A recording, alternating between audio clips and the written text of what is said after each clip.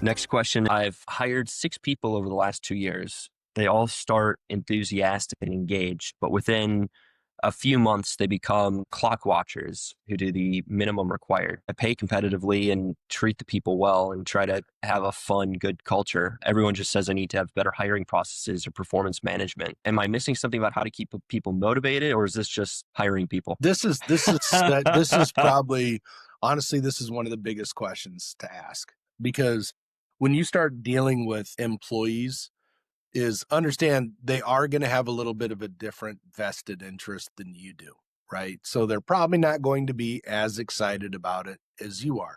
And I think what happens with a lot of people that are trying to scale their deal is they're professionals, they're phenomenal at it, they're reaping the rewards of being phenomenal at it. So it's really exciting and fun for them.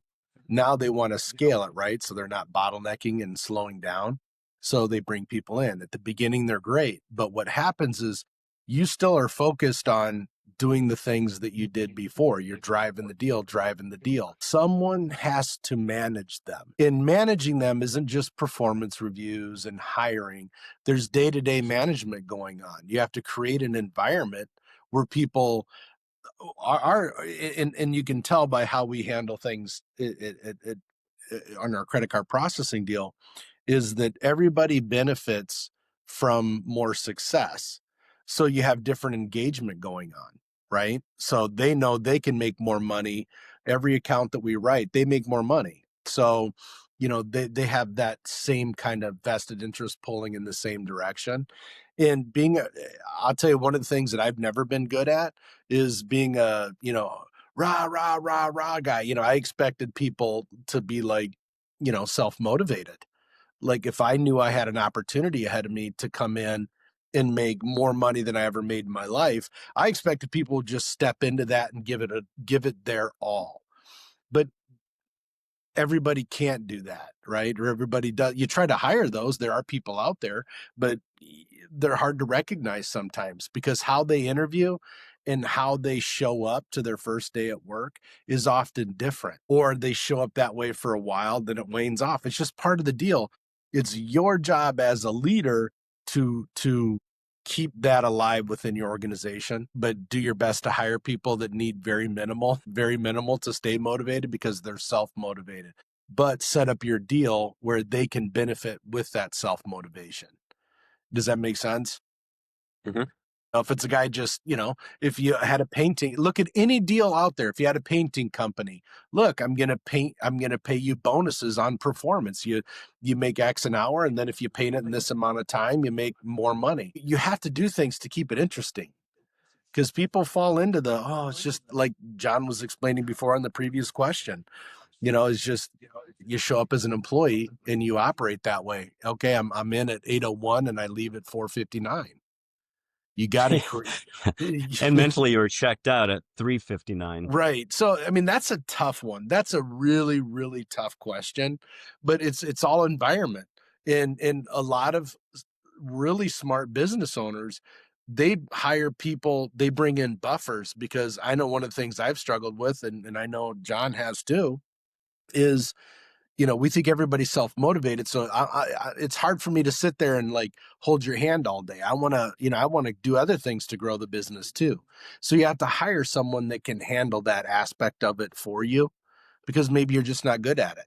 That's why they say never, if you have a top salesperson, that doesn't mean they're going to be a great manager. It's a And they're different, usually not. yeah, it's a different mindset being a great salesperson as opposed to being a great manager. It's just different. That's such a that's so big, that question.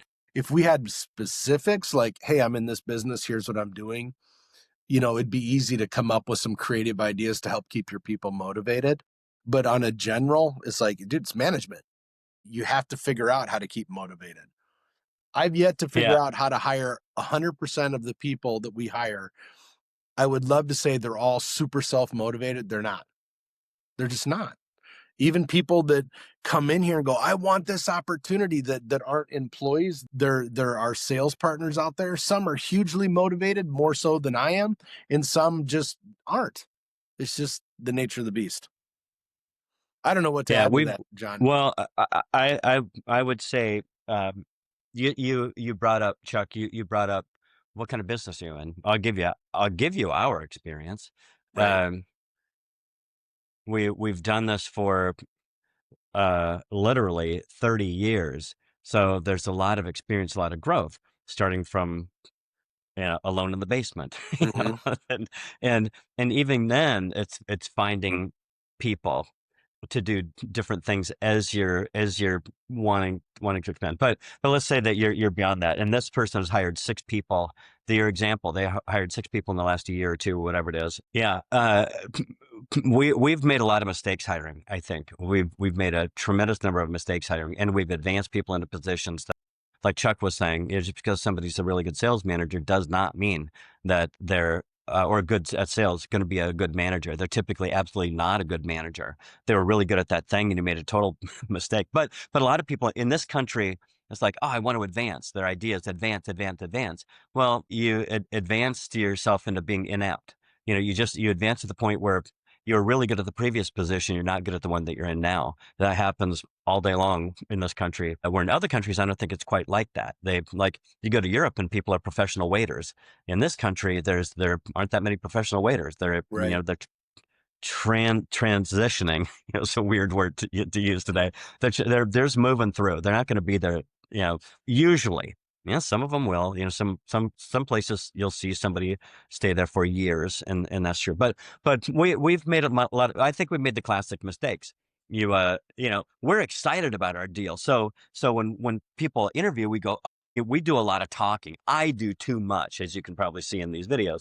I go, man, wait, here's what we're doing. And they go, yeah, yeah, yeah, that's all me. And I go, good, let's go do this. And then when they show up and it's like, well, what happened to Janie, the one that I interviewed? Because this one is that one's excited to Right. do what I was talking about. And this one is a frumpalump. You're no good. You're boring. And now she doesn't work out, and you go, okay, is she going to quit? Do we have to get rid of her? I think we were missing in a lot of people in the past is an entrepreneurial spirit. An Right. entrepreneur, and that doesn't mean you're an entrepreneur. You're just spirited that way. Right. You're probably never going to have your own business, but you love the opportunity to like, I can come in here and create more. Yeah, you can. Yeah. That's what I want to do. I want to be part of that instead of, and it's a benefit for us too, because as they can create more, it's not like every year you've got to, I don't like managing. Somebody once said, you're made up of artist, entrepreneur, and manager. What are you?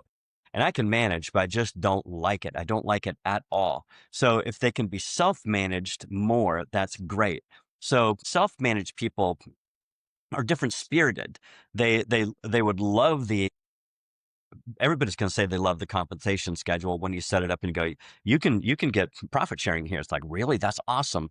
And so, but the point the track that I was on a little a moment ago was that way we don't have to have the annual review and we go, all right, we're going to give you X% raise and all that kind of thing. In this way, they can create the amount of money that they want to make, to a point, depending on your commission schedule.